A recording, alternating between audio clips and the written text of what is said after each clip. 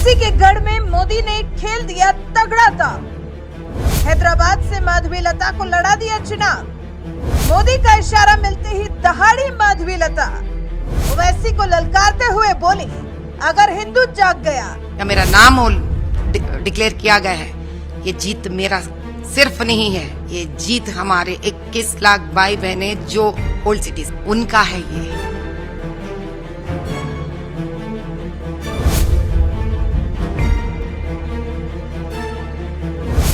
इस बार के लोकसभा चुनाव में हैदराबाद की लोकसभा सीट पर जबरदस्त टक्कर देखने को मिल सकती है, क्योंकि एक तरफ जहां खुद एआईएमआईएम अध्यक्ष असदुद्दीन ओवैसी इस सीट से ताल ठोक रहे हैं, तो वहीं दूसरी तरफ बीजेपी ने भी उन्हें शिकस्त देने के लिए धाकड़ उम्मीदवार माधवी लता को मैदान में उतार दिया है, जिन्होंने सियासी मैदान में उतरते ही ललकारते हुए कह दिया कि अगर हिंदू जाग गया तो ओवैसी के लिए मुश्किल हो जाएगी। मदरसे में बच्चों को खाना नहीं मिलता, मंदिरों को कब्जा होते रहता है, हिंदुओं के घरों में वो लोग घर तक नहीं मालूम, एक दीवार टूटता है तो नहीं पता है आगे आके कौन आके उसको कब्जा।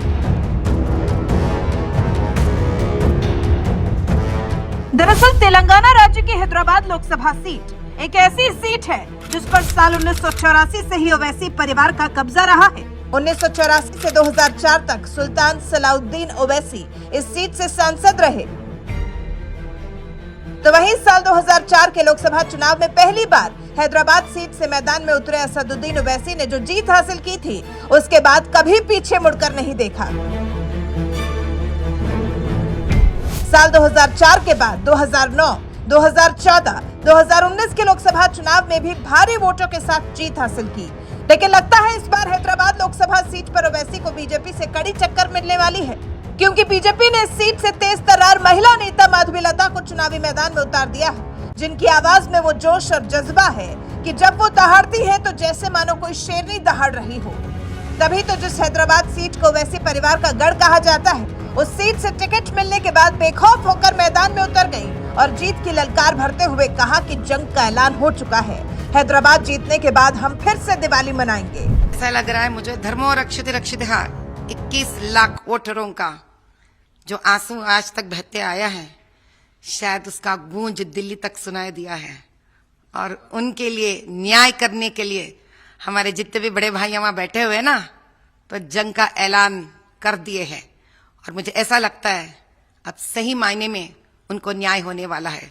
तो आज का जो ऐलान या मेरा नाम डिक्लेयर किया गया है, ये जीत मेरा सिर्फ नहीं है, ये जीत हमारे 21 लाख भाई बहने जो ओल्ड सिटी से है उनका है, ये ऐलान उनका है ये। और जब ये आगे बढ़ेंगे, अपने हाथ का जो शस्त्र है उनके हाथ में वोट, और उसका जो जब वो इस्तेमाल करेंगे, तब हम सभी फिर से दिवाली का त्योहार मनाएंगे।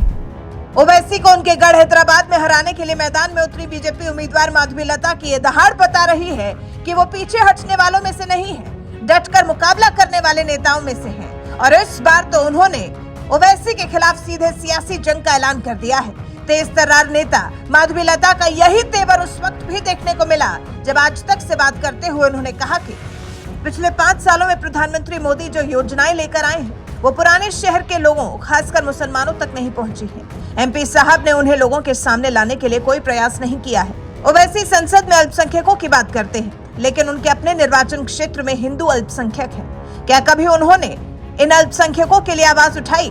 मैं धर्म के आधार पर नहीं, विकास के आधार पर काम करूंगी। मैं महिलाओं के कल्याण के लिए काम करूंगी। अगर मेरे हिंदू भाई बहन जाग गए और एक हो गए तो असद भाई के लिए बहुत मुश्किल हो जाएगी। हैदराबाद में जमीन पर उतरकर राजनीति करने वाली माधवी लता ने वहां के हिंदुओं के हालात के बारे में जो बात बताई, उसे सुनकर आप भी हैरान रह जाएंगे। उन्होंने बताया कि ओवैसी के गढ़ में हिंदुओं के मंदिरों पर कब्जा होता है, उनके घर की दीवार टूटती है तो पता नहीं कब कौन उस पर कब्जा कर ले। यहाँ हिंदुओं और मुसलमानों को लड़ाकर सियासी फायदा उठाया जाता है। हर दिन मैं वहां उस हर गली हर बस्ती में जा रही हूं। मैं दिन में तकरीबन 10-11 घंटा काम करती हूं। मैं पूछे तो क्या है वहां पर? वहां कुछ नहीं है आज, ना पढ़ाई है, ना हेल्थ फैसिलिटी है उनको, ना रोड साफ है, ना मोहल्ले साफ है, ड्रेनेज का पानी बहते रहता है, मदरसे में बच्चों को खाना नहीं मिलता है, मंदिरों को कब्जा होते रहता है। हिंदुओं के घरों में वो लोग घर तक नहीं मालूम, एक दीवार टूटता है तो नहीं पता है आगे आके कौन आके उसको कब्जा करेंगे। मुसलमान के घरों में बच्चे पढ़ते नहीं है, बच्चे पूरे वहां पे चाइल्ड लेबर हो जाते हैं। ना उनके पास पढ़ाई है, ना उनके पास ठीक तरह से घर है, ना उनको कोई भविष्य है। क्या है उनके पास? एक ही बात बचा है उन दोनों के बीच में, लड़ाई, जिसका जो चिंगारी तक वही डालते हैं, जिसका फायदा भी वो लोग उठाते हैं। और जो फायदा उठाते हैं उल्टा उनके लिए कुछ करते भी नहीं है। लेकिन ऐसा एक मुद्दा हो तो बताएं। आप ही सोचिए, ऐसा ओल्ड सिटी कोई ऐसा तो पहाड़ पे तो है नहीं। वो ये समझने के लिए वो ट्राइबल्स है। ओल्ड सिटी कहां है? हैदराबाद के बीचों बीच है। ऐसा हैदराबाद जो जब बंटवारा हुआ था आंध्रा और तेलंगाना स्टेट का, मांग के लिया गया था हैदराबाद। उसका टैक्सेस, उसका जो आमदनी है इतना बड़ा है। वैसा हैदराबाद सिटी के बीचों बीच आप ओल्ड सिटी कॉन्स्टिट्यूएंसी को देखते हो, जहां गरीबी है, बेबसी है। अब बताओ तो क्या नहीं है वहां पर? बहुत कुछ आगे लेके जाना पड़ता है उस कॉन्स्टिट्यूएंसी को। माधवीलता का यही तेवर, यही अंदाज उन्हें सबसे खास बनाता है। लेकिन आपको बता दें, माधवीलता का कोई राजनीतिक बैकग्राउंड नहीं है। वो हैदराबाद में सुर्खियों में तब आई जब उन्होंने 3 तलाक को खत्म करने के लिए मुस्लिम महिलाओं की मदद की थी। इस मामले में शहर के अलग अलग इलाकों में बात करने के लिए उन्हें बुलाया जाता रहा है।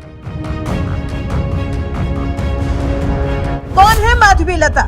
माधवीलता एक नेता होने के साथ ही भरतनाट्यम नर्तकी भी है। हैदराबाद में होने वाले सामाजिक कार्यों में काफी सक्रिय रहती है।